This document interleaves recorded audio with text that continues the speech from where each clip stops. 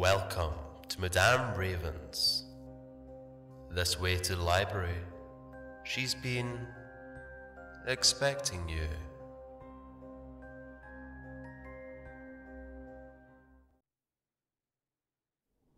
Dryad of the Woods, Chapter 7, by VngelW. Hunch. "All right, city feller. Lay him over there," Sam instructed, making a note on the clipboard. "You know," Alex stated, placing the bin of canned beans on the table, "I have a name, old man." Sam grunted when he counted them. Yeah, funny thing is, I do too." "Fair enough. Is that everything?" "Hold on, give me a second," Sam retorted, glancing down at his paper. "Let's see. We got 24 canned beans, 18 bottles of water, 15 cans of tomato soup, corn, and mixed fruit. Non-perishables look pretty good. Over here, 2 med kits, 5 lanterns, 1 flare gun with 4 shots.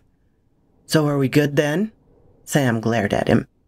"You know, if you ain't the most impatient, what's the rush anyhow? You got somewhere you need to be?" Carol and Ruth emerged from the stairs into the diner. Alex caught sight and rolled his eyes. "Great. You back for round 2, Blondie?" he remarked as they approached. "Look here, Missy," Sam chimed in. "We don't want to start any more trouble round here." "I don't either," Carol replied. She noted the bandage on Alex's face. "Yeah, about that. How's your nose?" Alex glibbed. "Is that your version of an apology?" "Look, it was the heat of the moment. I was scared as shit, and I'm sorry, okay?" He sucked his teeth distastefully. "All right now," Sam jumped in. "She said her words. Let's drop everything and let bygones be that." "Whatever," Alex retorted. "So what are you two going to do? What is all this?" "Exactly what it looks like. We're inventorying for the long haul like we all originally agreed on. Remember that? We figured we'd be able to monitor the rations better," Sam added. "You did bring a valid point up earlier about the food." His eyes fell on Ruth. "How you feeling, darling?" She hovered around the table, noting the layout. "I'm fine. Nothing to really say." "What your dad said back there, you know he didn't mean it now." "It's fine, Sam. I'm over it." He nodded. "So you two ready to get with the program?" Alex inquired. "Guess we have no choice," Carol shrugged. "What do you need from us?" Let's see." Sam looked down at his board again. He blew into his hands. "Damn chill. Those seals are starting to lose their effect." "Are we out of staples?" Yeah. Been trying to think of what we could do about 'em. Was thinking maybe we could siphon up that fuel from the generator and get some heat going. Problem is, we need someone to go out there and do it." "I'll do it," Ruth volunteered. "What? No, Felton would kill me if I sent you out there." She sneered. "I need to do something. I can't stand all this sitting around anymore." Sam rubbed his neck. "Ruth, I can't. Sammy, we need the fuel and no one else is willing to do it. Let me." "Hey, kid," Alex spoke up. "I'll do it." Everyone gave him a surprised look. "What?" he shot. "The hell are you all looking at?" His cheeks were turning red. "Look, I'm an asshole, not a heartless prick. Besides, she shouldn't be going out there, especially after earlier." Carol gave him an awestruck look and shrugged at Ruth. "Sorry, kiddo, he's got a point." Ruth folded her arms. "Hey, Sam, where's that shovel?" Carol inquired. "What do you need that for?" "Wanted to take a crack at my truck." "You still bent on leaving?" Alex brought up. "I thought you were on board." "I am. I just want to dig up my baby first, though. I love my truck, and if I leave her out there as it is, it's only going to be harder later." He eyed her for a second, then pointed to the shovel laying at the side of the table. She thanked him, grabbed it, and started to make her way to the stairs. By the way, she said halfway, where's Felton? I wanted to apologize to him, too. Sam shrugged. Don't know. Haven't seen him since, well, you know. Think he might need a little more time than we figured. He should come around soon enough. She nodded. Oh, one more thing, Sam. Could you keep an eye on Ruth?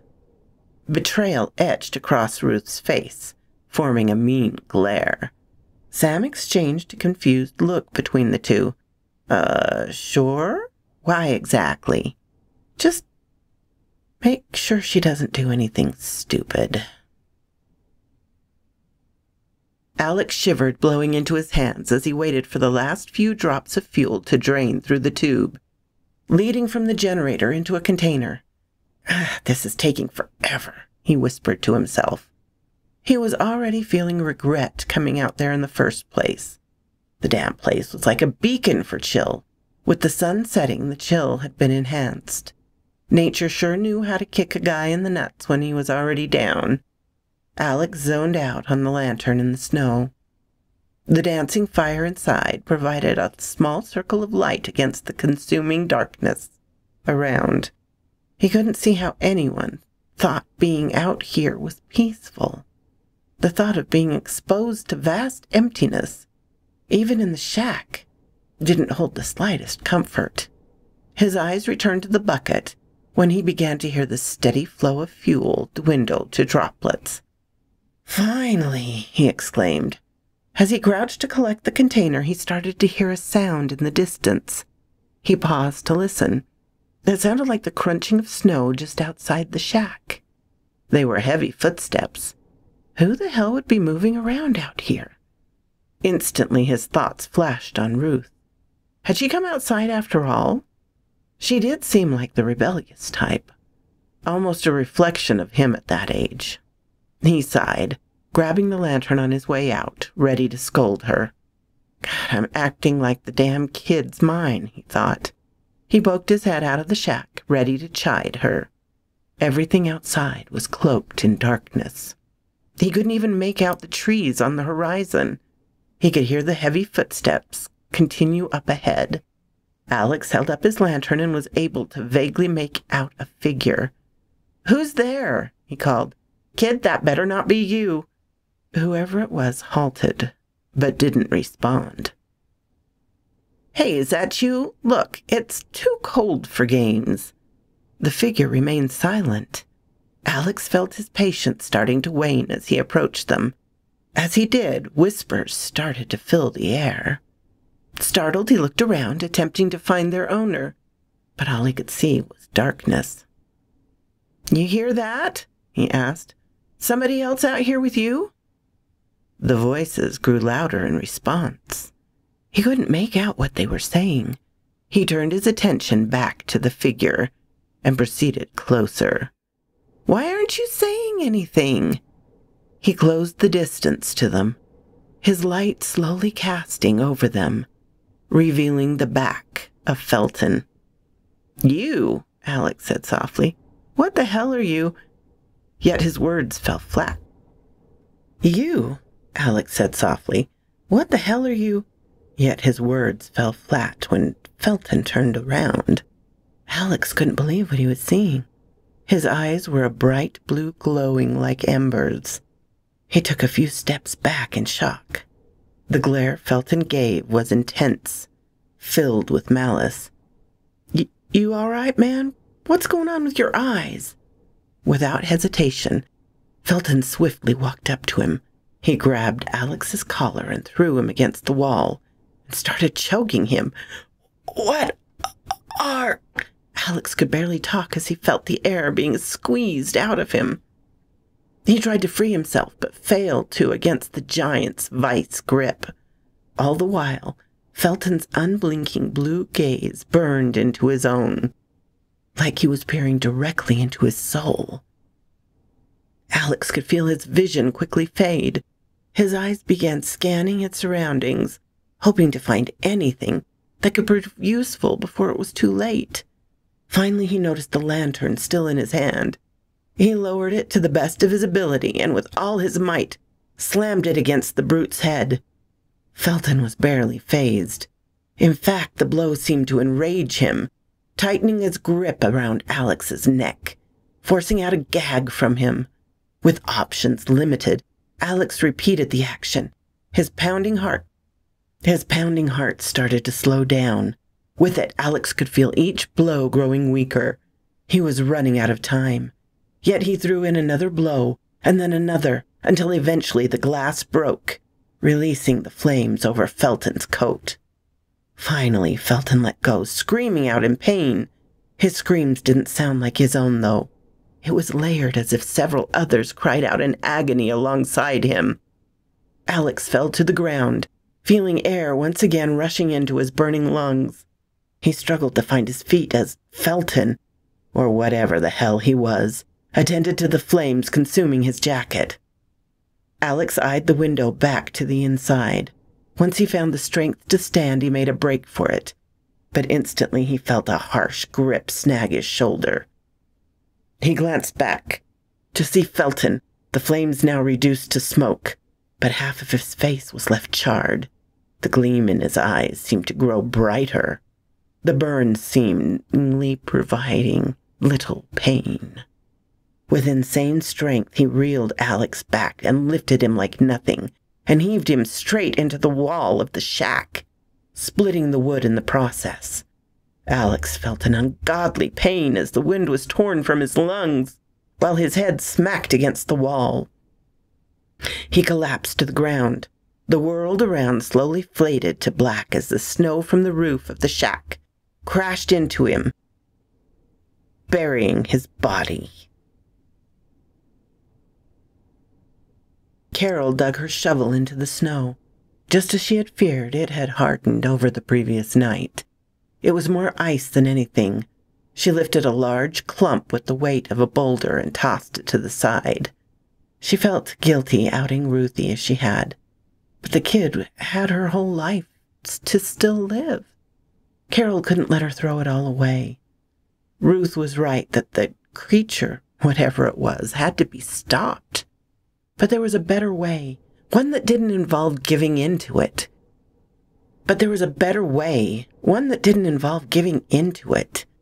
She only hoped her hunch didn't fail her. She paused to check on her progress. Carol had managed to uncover more of Felton's truck to reveal its windshield. He said they were hunters, right? And one couldn't hunt without a weapon of some kind. Hopefully they hadn't left it behind for this trip. She wiped away some of the frost from the windshield and peered inside. It was hard to see. She grabbed her lantern and held it up to get a better view. In the back seat, she could make out what appeared to be a long case. Bingo. That had to be it. Carol noted the rest of the SUV. It was still mainly submerged. The job to get to the windshield was a pain in its own right. The fight to clear the back door would be an all-nighter if she didn't stop. There was no time for that, though. Carol glanced at the shovel and back at the windshield.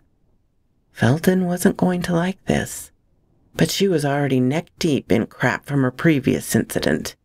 It was another few inches. She raised the shovel high and brought it down hard against the windshield. It produced a large crack across it, sending a strong wave through the shovel's handle into her hands. Carol recoiled. Admittedly, she was expecting it to break on the first swing. She lifted the shovel again and repeated the action, but harder. The web of cracks expanded. She continued until the windshield started to cave in. Using the shovel, she wedged the glass out of the frame and off to the side, and paused to catch her breath. All the motion managed to warm her up a bit. Carol was about to climb in when she felt a sensation that made the hair on her neck stand up. It felt like she was being watched. She turned around, and to her horror she saw a pair of blue glowing eyes gazing at her from the shadows. Carol froze. It was her. She was back. Carol exchanged a look from it to the case. Could she grab it in time? The figure slowly walked forward until the light from her lantern cast over it. She stared back in awe. It was Felton. As he approached, she noticed his face was partially burnt. "Felton," she began, "what happened to your face, and why are your eyes—" Something was off. He continued to walk towards her. He had a dazed look in his eyes. She'd seen it before, on Ruth. Carol started to back away. "Felton, are you all right?" she asked, a squeak in her voice. She didn't want to believe it. Not him. "Felton, is that you?" "Are you? He stopped halfway, the gleam still shining bright in his eyes, a smirk on his lips. "She calls, Carol," he stated affirmatively. "Mother Gaia awaits her daughters." Carol's heart dropped. "No," she shook her head. "Not you, Felton." The smile grew on his face. "None may reject the call when chosen." Carol grimaced. Those damn words again. She exchanged a glance between the back seat and him. Could she make it in time? She had to try. She swallowed, her heart pounding erratically. Whatever had its hold on Felton made him smile wider, as if baiting her to make a move. It was now or never. Carol made a run towards the windshield. Felton instantly booked it towards her. She picked up the shovel and flung it at him, forcing him to fall over as he dodged. She started to climb inside the frame, yet he managed to reach her and grab onto her leg. Carol clung tightly to the SUV as he tried to reel her from it. His strength was incredible. She pulled harder against the frame, feeling pieces of leftover glass start to bite into her hands. But she held on. "You can't fight it, Carol. Mother's will is absolute. None may reject her." Carol could feel her grip weakening. "No, let me go!" The glass bit deeper into her flesh. She winced in pain. "Felton," she pleaded, "you have to fight it. Fight, goddammit!" However, she felt a strong yank finally separate her. Carol screamed out, trying to kick herself free as he dragged her away from the SUV. She tried to claw at anything, but she only managed to pull at snow. Was it over? She thought, feeling the hopelessness wash over her. What can I do? Suddenly there was a loud bang from behind. Instantly Carol was dropped. She crawled away and checked back to find Sam standing over Felton with the shovel. "The hell's gotten into your head, Felton? What are you doing?" However, Felton wasn't down for the count. He growled, slowly standing, immediately looming over the old man. Carol could see the fear in Sam's eyes when he saw Felton's. "My God," he whispered. "Sam," Carol muttered. She didn't know what to do. Her voice drew his attention. He looked surprised, as if he had forgotten she was there. Carol, when you see an opening," he stated, holding his ground while tightly gripping the shovel, "I want you to book it. Ruthie and you can barricade yourselves inside, understand?" "But, Sam—" "Listen now, don't argue with me and do it." Before she could object further, Sam swung at Felton with the shovel, narrowly missing him. Carol bit her lip and glanced back at the SUV. She had to try again. She ran for it, climbing through the front, the tight confinement making it hard to swing to pull herself through to the back seat. Finally, she could hear the grunts grow louder in between Sam's missing swings. "What the hell are you doing?" Sam yelled out. "Get out of here!" She reached out for the case and managed to pull the edge of it towards her. Sam's breathing sounded labored. Immediately, something was slammed hard into the snow behind her. With a full grip on the case, Carol yanked it into her arms and exited. She was shocked to find Felton now on top of Sam, choking him with the handle. Sam's bruised and bloodied face leaned back to glance at her. Carol could see him struggling to stay conscious. She was ready to rush to his aid until he yelled out, "Stop! Run! Run, goddammit!" He gritted his teeth in pain, tears running down his eyes. "Run!" he gagged. Carol glanced back at the entrance, and then at Sam, and closed her eyes. "Forgive me, Sam," she whispered and took off. Felton noticed and started to get up, but Sam grabbed onto his leg, forcing him to trip up. In response, Felton launched a hard kick back into the old man's face. Annoyed, he began to release a barrage of heavy blows down on it. Carol continued onward. Behind her, she could hear the sickening cracks grow louder until she reached the lobby. She struggled to maintain her balance while running with the heavy case. "Ruth!" she yelled out tiredly. "Ruth, where are you?" She bolted up the stairs, skipping some, until she reached the diner. Ruth was nowhere to be seen in it. "Ruth!" Carol called out. "We need to hide, now! Something's... Your dad isn't in his right mind. I think she's got a hold of him. Ruth!" She raced over to the kitchen and peeked inside. It was empty. "We don't have time for this. We need to..." Her words trailed when she could hear heavy footsteps racing from downstairs. "Shut," she thought, taking off towards the lodging rooms. She ran down the hall, skipping the first few doors, finally turning to one on the left. She kicked the door open, threw the case to the floor, and slammed the door behind her. With adrenaline coursing through her veins, Carol quickly scanned the room for something to block the door, settling on the bed. Immediately she grabbed a corner and pulled with all her might. The queen-size bed obnoxiously scraped against the floor as it moved.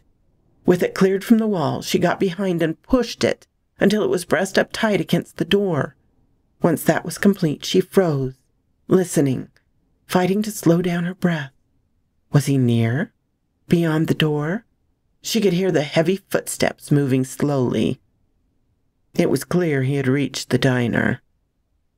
"I don't understand, Carol," she heard Felton speak out loud. "Why are you running away?" She listened as his footsteps slowly edged their way down the hallway. "Don't you understand?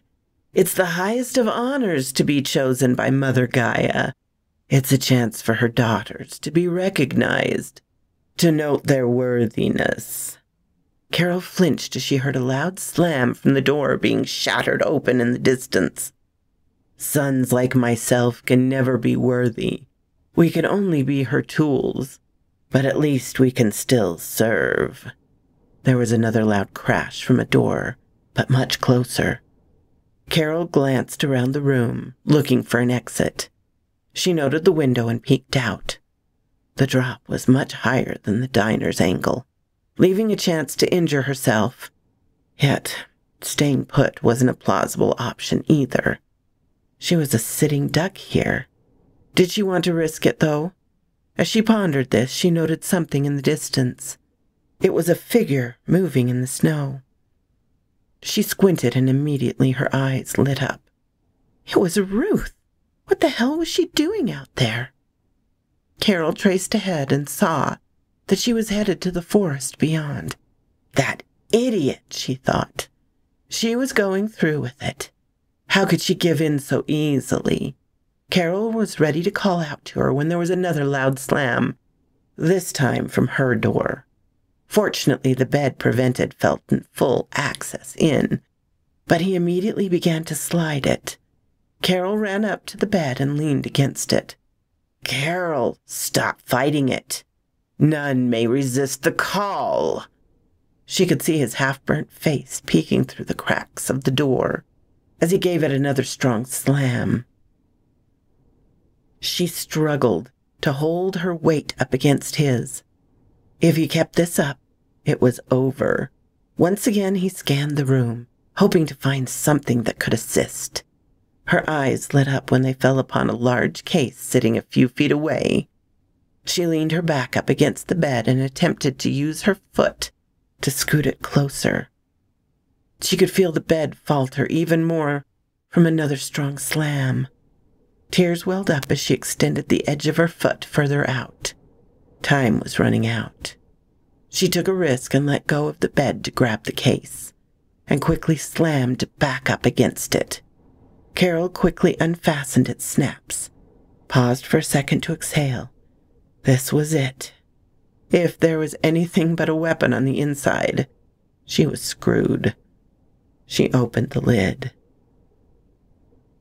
Her heart dropped when she looked in it. It was a long rifle with a scope. Joy filled her. She didn't know what kind it was, but it didn't matter. She quickly scooped up the gun and pulled back its bolt to reveal its empty chamber. A box of ammo sat on the side of the case. The door started to splinter against Felton's force, allowing him an arm inside. He began to pull himself through. "She calls for you, Carol," he yelled, with a voice now layered. She could hear his and that girl's mixed together. "Stop resisting and come." Carol struggled to load one of the long rounds into the chamber between her shaking hands and the plowing giant. The bed started to push outward even more, allowing his entire torso to empty. She finally slid the round in and loaded it. Carol spun around, still pushing against the bed with her knee as she aimed the rifle at the door. By now it was barely in place. The blue in Felton's eyes gleamed with madness as he clawed to pull the rest of his body through. "Don't make me do this, Felton!" Carol screamed with tear-stricken face as her finger slowly tightened on the trigger. "Fight it! Don't let her control you!" Immediately, Felton paused. His face dropped into a calm expression. Carol's heart skipped a beat. Had she gotten through to him? She started to lower the gun. "Felton?" she called out softly. "Are you?" The smile returned to his face, wider than before. "You've come. The wait's finally over," he stated, pulling himself back out into the hallway. He gave one final smirk at Carol through the crack and walked off. She listened as his footsteps led down the hall, fading into silence. The confusion grew on her. What had just happened? Why did he leave? She listened closely to hear if he was really gone. The air was silent. Was it a trick? Carol sat there pondering the sudden departure until it finally dawned upon her. Ruth. So quote, "This raven." My darlings, I am sorry. I said I was going to do both chapters to finish this up this week, and I'm not. You'll have to wait another week for the finale. I've got a cold, I've got crazy things going on, and I have got an amazing project going on for New Year's Day that I am working on. So between everything, you're just getting chapter 7 today, and you'll have to wait for the finale till next week. So sorry, my darlings. I will do my best. I'll probably do it on Tuesday so you can get it quicker. I'm still planning on the next chapter of Help, I'm in a City of Women on Sunday. So, unless I mess up again and put it on Saturday, that would be okay too, right? Thank you all so much for coming to visit me in my little library. And special thanks to my Patreon supporters: Ermin Case, Darren and Jennifer, Laura, Mutant Artificial Intelligence, Tabby Cat, and of course, Charlotte Emerson. If you like this, please hit the little button to let me know. If you didn't, hit the little button to let me know. Leave a comment. I'm always glad to talk with you, my darlings. I'm open to suggestions and criticisms, critiques. If you have not subscribed, please do so and ring the little bell so you know when to come up and see me. And I will talk to you next time, my darlings. Farewell.